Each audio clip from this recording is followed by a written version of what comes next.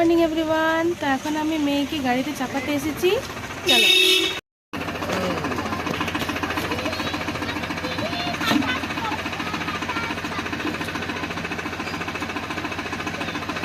ভিতরে ঢুকো।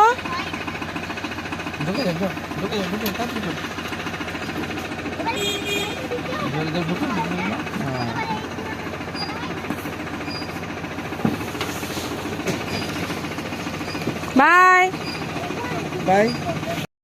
তো মেয়ে গাড়িতে চেপে গেল বন্ধুরা। আগের ভিডিওতে বলেছি ওকে নতুন স্কুলে ভর্তি করেছি, মানে ও যে স্কুলে পরীক্ষা দিয়েছিল সেই স্কুলে ও পুনরায় কোয়ালিফাই হয়ে গেছে। তো পুরনো স্কুল ছেড়ে ও নতুন স্কুলে এখন যাচ্ছে কদিন ধরে।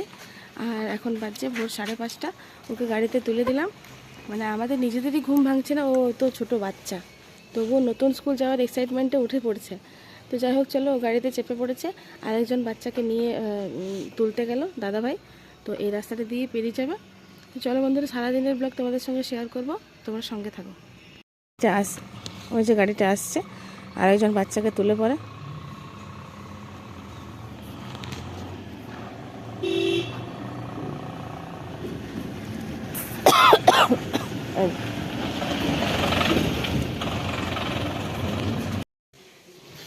তো চলো আমি এখন এই বিছানাটা বাগিয়ে ফেলি, আর যে সমস্ত কাজকর্মগুলো আছে সেগুলো ঠিকমতো তাড়াতাড়ি করে নিই। আর ভাল লাগছে না কিছুই, ওই শিশিরে বসে থেকে আমাদেরও শরীরটা প্রচণ্ড রকমের খারাপ হয়ে গেছে। আমাদের থেকে আমার ছেলের বেশি খারাপ হয়েছে। স্কুলের বাথরুমে পড়ে পাটা ফ্র্যাকচার হয়ে গেছিলো, তাও মোটামুটি এখন ওষুধ খেয়ে ঠিক আছে। আর ওই যে ও মেকআপ করেছিল, ওই যে একটা বৃদ্ধ বয়স্ক মানুষ এসেছিল, মাথায় উইক পড়েছিল, তো সেটার জন্য মাথায় যে গ্লুটা দেওয়া হয়েছিল সেটাতেও প্রচণ্ড রকম ঠান্ডা লেগে গেছে। তোমার দাদা ভাই না, মানে ওর মনটা এত অস্থির যে কি বলবো। ও এতটুকু যখন বাচ্চাগুলো শরীর খারাপ হয় তখন ও একটুকুও চোখের আড়াল হতে দেয় না বাচ্চাগুলোকে, যাতে ওদের ওদের আর আমাদের যাতে কষ্ট না হয়। ওই জন্য আমাদের বেডরুম ছেড়ে এখানে এসে শুচ্ছে। এই রুমটাতে আমার ছেলের পড়ার ঘর। এই খাটটা অনেকটাই ছোট, প্লাস এটার উপরে বিছানাপত্র সেরকম ভাবে পাতা নেই, মানে এটাতে শুলে যথারীতি পিঠে ব্যথা হয়ে যাবে। মানে 3-4টে কাঁথা পাতা আছে, সেগুলো আবার বাচ্চাগুলো লাফালাফি করে একদম বসে গেছে। তো যাই হোক, আর এখন শীতটা একটু একটু লাগে, আর আমাদের যদিও গরম লাগে, কিন্তু তোমাদের দাদা ভাইয়ের এখনো পর্যন্ত শীত লাগে, তাই ও ব্ল্যাঙ্কেটটা ঢাকা নিয়েছিল। হুম। তো ও তো এখন স্কুল চলে গেছে, আর মেয়েকে তো স্কুলে গাড়িতে চাপিয়ে দিয়ে এসেছি। চট করে জলখাবার করে নিলাম। জলখাবার করে পরে আর আমি এখানে মানে দুটো ঘরের বিছানা বাগাতে হচ্ছে, এই আমার রুমটার আর এই রুমটার। তো তোমার দাদা ভাই তো এই রুমে ঘুমোচ্ছে এখন। তো এই রুমের বিছানাপত্রগুলো চলো আমি চটপট করে বাগিয়ে নিই। আবার একটু পরে মেয়ের এখনই আসার সময় হয়ে যাবে, ওর গাড়ি চলে আসবে। যাই হোক, তোমার দাদা ভাই এখন স্কুলে আছে, একাই আছে ও। আরো যদি কোনো হয়তো গার্জেন টার্জেন থাকবে, 2-1জন গার্জেন যায় তাদের বাচ্চাগুলোকে পৌঁছাতে। তো যাই হোক, ও এখন স্কুলে আছে, আর বাইরে প্রচন্ড রোদ দিয়েছে। গাড়ি করে গেল, জানি না আমার ছেলের শরীরটা কবে ভালো হবে। আমি না, যখনই ওর পরীক্ষা আসে তখনই আমি চিন্তায় থাকি যে ওর শরীরটা না খারাপ হয়ে গেলে হয়। কারণ এই যে 1 থেকে ও 6 পর্যন্ত উঠলো না, এই 6 পর্যন্ত ক্লাসে ওর প্রায় দিনই শরীর খারাপ হয়েছে পরীক্ষার সময়তে, তাই আমি ভয়ে ছিলাম। তো বন্ধুরা, আজকেও আমি ছেলের স্কুলে আছি। তো ছেলের শরীর খারাপ, আমি নিয়ে এসেছি যাতে ওকে সঙ্গে করে বাড়ি নিয়ে যেতে পারি। তো অনেকক্ষণই হয়ে গেল, ছুটির সময় হয়ে গেছে প্রায়। তো চলো তোমরা দেখতে থাকো সারাদিনে। তো তোমাদের দাদা ভাই এখানে স্কুলে আছে। তো স্কুলে দেখো, এখানে মানে স্ট্রিট ডগগুলো, মানে যে কুকুরগুলো খোলা জায়গায় ঘুরে বেড়ায়, সেই কুকুরগুলো তো থাকবার মতো জায়গা থাকে না। তো তাই তাদের জন্য এখানে বাসস্থান করে দেওয়া হয়েছে। এখানেই থাকে, বাচ্চা কাচ্চা নিয়ে কুকুরগুলো থাকে। কি সুন্দর ব্যবস্থা করে রেখেছে দেখো। তো এখন আমি বসে আছি মেয়েকে আনার জন্য, অনেকক্ষণ এসছি, এখন বাজে 9:05। মেয়েকে নিতে এসছি, বসে আছি। একটা সেলুন আছে, এটা সেলুন, এখানে বসে আছি। এখন এখনও মেয়ের আসার পাত্তা নেই। গাড়িটা মানে একদিক থেকে যেমন সুবিধা সেরকম একদিক থেকে অসুবিধা। এবার একদিক থেকে যেমন সুবিধা যে সকালবেলায় অনেক ভোর ভোর যায়, ঠান্ডা লাগবে না। আর একদিক থেকে অসুবিধা মানে গাড়িটা ওই যে আসছে, আমার মেয়ে চলে এসছে।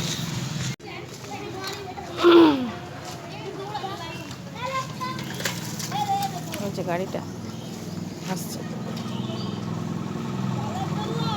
এটা কি না নয়, এটা নয়।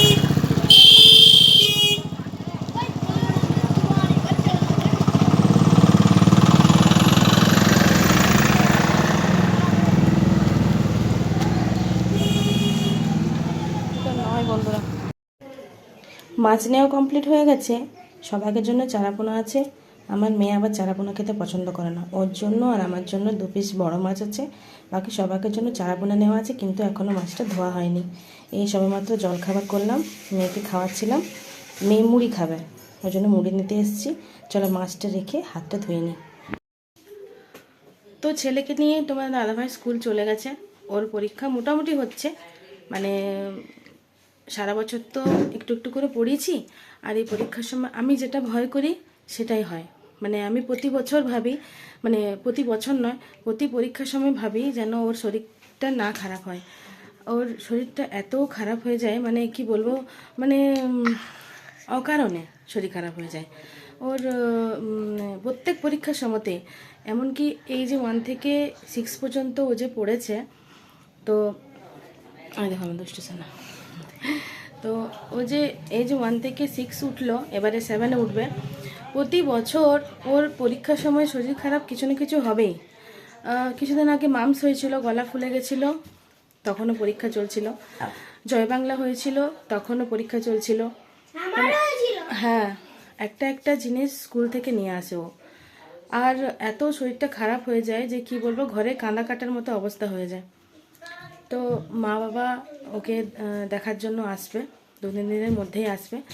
ওদেরও মন ওখানে ছটফট করছে। আর কি বলবো বন্ধুরা, এই অ্যানুয়াল প্রোগ্রামে আমার ছেলে স্কুলে ফিস্ট ছিল বন্ধুদের মধ্যে। তো ওরা ওখানে অনেক কিছু জিনিস খেয়েছে আমাদের বাড়িতে, যেগুলো হয় না। মানে আমাদের বাড়িতে তো চিকেন হয় না, তোমরা ভালো করেই জানো। তো ওখানে চিকেন টিকেন খেয়েছে ওর বাচ্চাগুলো। ওর যে বন্ধুবান্ধবগুলো অনেক কিছু জিনিস নিয়ে এসছে, যেমন বিরিয়ানি নিয়ে এসছে, পিৎজা নিয়ে এসছে, চাউমিন নিয়ে এসছে, মানে অনেক কিছু জিনিস অল্প অল্প করে খেয়েছে। তবু ওটাতে লিভারটা ওর খারাপ করে দিচ্ছে। তাছাড়া আরও টুকিটাকি বাজারের জিনিস তো আছেই। আর তোমরা তো সবাই জানো যে ওদের স্কুলে ক্যান্টিন আছে। ওকে আমি টিফিন করে দিই না, ও বলে আমি গরম গরম ক্যান্টিনেই খেয়ে নেবো। আর ক্যান্টিনে সমস্ত কিছু পাওয়া যায়, শুধু মাংস মাছটি বাদ দিয়ে। তো রোজ ডিম সেদ্ধ খেয়ে খেয়ে, আর ওর ডিমটা না একদমই সহ্য হয় না ছোটোর থেকে।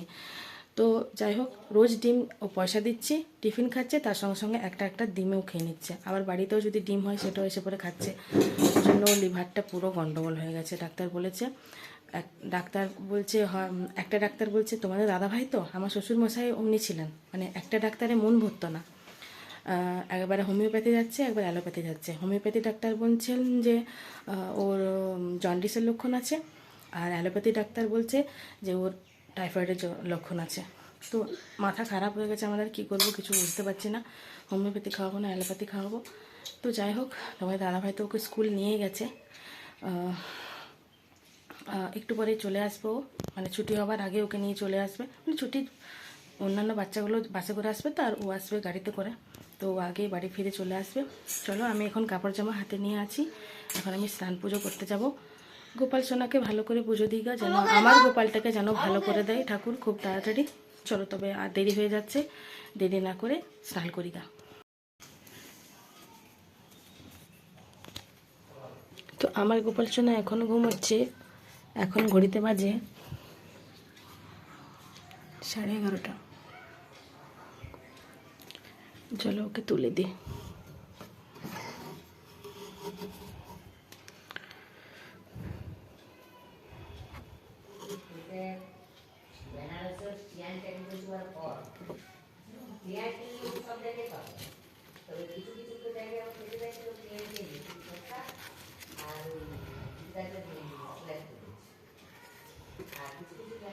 তো গোপাল সোনাকে তুলে দিলাম। চলো, এই যে বাসি ফুলগুলো আছে সেগুলো আগে পরিষ্কার করে নিই, তারপরে পুজো দেবো। তো বন্ধুরা, এক সাজে ফুল তুলে নিয়ে চলে এসেছি। এখানে দেখো সাদা ফুল আছে, আর এই যে সাদাতে গোলাপিতে মিলে একটা জবা ফুল আছে, আর এই যে রক্ত জবাগুলো তো মানে রক্ত গাঁদাগুলো তোমরা যেগুলো দেখছো ওগুলো তোমাদের দাদাভাই বাজার থেকে কিনে নিয়ে এসছে। তো এগুলো 2-3 দিন ধরে পুজো দেওয়া হচ্ছে, সেগুলোরও কটা বেঁচেছে, তো সেটা দিয়ে আজকে পুজো দিয়ে দেবো। আর সাদা ফুলই বেশি আছে, আর লাল জবাটা আমি তুলতে ভুলে গেছি, চলো তুলে নিয়ে আসি গা। আজকে গাছে একটা জবা ফুলই পেয়েছি, বেশি ফুল ফুটেনি। এটা মায়ের চরণে দেবো। চলো চটপট পুজোটা দিয়ে দিই। তো আমার পুজো দেওয়া কমপ্লিট বন্ধুরা। অনেকগুলো সাদা ফুল পেয়েছি। দেখো আমার গোপাল সোনাকে দেখাই যাচ্ছে না ফুলের মাঝখানে। আর লাড্ডু দিয়ে দিয়েছি গোপাল সোনাকে প্রসাদ, তুলসী পাতা। আর এই যে ছোট্ট লাড্ডু গোপাল দুলছে দোলনাতে। আর এই যে বাকি ঠাকুরগুলোকেও পুজো দেওয়া কমপ্লিট। আর এখানে আছে সরস্বতী মা। এই যে, তো চলো এবারে রান্নাঘরে যাই, দেখি গা তরকারি কি কাটা হলো। মাছ তো ধুয়ে অনেকক্ষণে নুন হলুদ মাখিয়ে নিয়েছি, রান্না বান্না করার দেরি হয়ে গেছে। চলো, তোমাদের দাদা ভাইও ছেলেকে নিয়ে চলে আসবে স্কুল থেকে। আজকে দুপুরে রান্না করেছি, এখানে আছে ভেন্ডি সেদ্ধ, যেটা আমার ছেলের শরীরের পক্ষে খাওয়া খুবই ভালো। বাকি তোমাদের দাদা ভাইও ভেন্ডি সেদ্ধ বা ভেন্ডি ভাতে যাই বলো খেতে খুবই ভালোবাসে। এখানে আছে করলা ভাজা, এখানে যে লাউয়ের তরকারি বড়ি দিয়ে, যেটা তোমাদের দাদা ভাইয়ের জন্য। আর এখানে বিট গাজর আর অনেক রকম সবজি দিয়ে একটা সেদ্ধ ঝোল আছে, এটা আমার ছেলে খাবে, কারণ ওর শরীরে ভিটামিনের অভাব খুবই মানে ঘাটতি দেখা দিয়েছে আর কি। হ্যাঁ, তো তাই বিট গাজরের মধ্যে অনেকটা পরিমাণে আয়রন থাকে, ক্যালসিয়াম থাকে, প্লাস ভিটামিন থাকে। তো এই সেদ্ধ ঝোলটা ওর জন্য করেছি। এখানে আছে লাউ দিয়ে মাছের তেল, তোমার দাদাভাই তো নিরামিষই খাচ্ছে। আর এখানে আছে মাছ ভাজা, আর বিট গাজর, কাঁচকলা আর অনেক রকম সবজি দিয়ে যে নিরামিষ ঝোলটা করেছিলাম সেরকমই একটা আমিষ ঝোল আমাদের করেছি, যেটাতে মাছ দিয়ে করা হয়েছে। আর এখানে আছে টমেটো পোড়া, যেটা পেঁয়াজ কাঁচা লঙ্কা দিয়ে চটকে নেওয়া হবে। এটা খেতে খুবই ভালো লাগে কাঁচা তেল আর কাঁচা নুন দিয়ে। তো এই হচ্ছে আজকে রান্না বন্ধুরা। তো এখন বাজছে সন্ধ্যে 6:30। এখন আমি সন্ধ্যে দিতে যাব, এই জন্য একটা কাঁচা নাইটি নিয়ে নিয়েছি। তোমার দাদাভাই এই সবেমাত্র দোকান গেল। যে বাচ্চাগুলোর শরীর খারাপ হলে না, ওর দোকানে একদম মন টিকে না, ও সবসময় বাচ্চাগুলোর কাছেই বসে থাকে। এখনও ছিল, তো যাই হোক, ছেলের জ্বর এখন তুলনামূলকভাবে একটু কম আছে। এখন ও একটু বাইরের দিকে গেছে ওর ঠাম্মির কাছে। আর এই যে দেখো দুষ্টু সোনা, ও একটু আগে ঘুম থেকে উঠলো। তো চলো আমি আগে সন্ধে বাতিটা জেলে দিই, সন্ধেটা দিয়ে দিই, সন্ধে নাহলে উত্তীর্ণ হয়ে যাবে। 7টা বাজতে চললো, চলো সন্ধেটা দিয়ে দিই গা।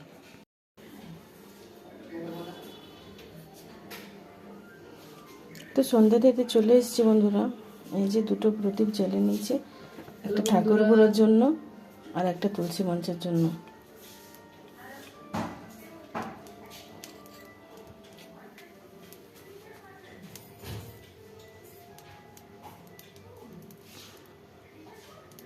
তো আগে গোপাল সোনাকে চলো প্রদীপটা দেখিয়ে দিই। ঠাকুর, বাচ্চাগুলোর শরীর ভালো রাখো, ওদের যেন পড়াশোনা ভালোভাবে হয়, করে সবাইকে শরীর ভালো রাখো, তার সঙ্গে আমারও রাখো।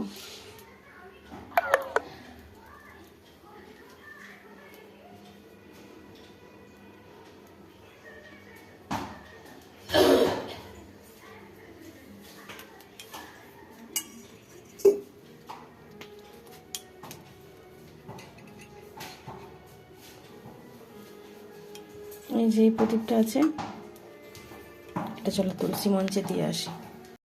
তো ঠাকুর ঘরে সন্ধে দেওয়ার পর আমি চলে এসেছি এখানে তুলসী মঞ্চে। ওই যে দেখো আধফালি চাঁদ উঠেছে অনেক দূরে, পূর্ণিমা আসতে এখন দেরি আছে।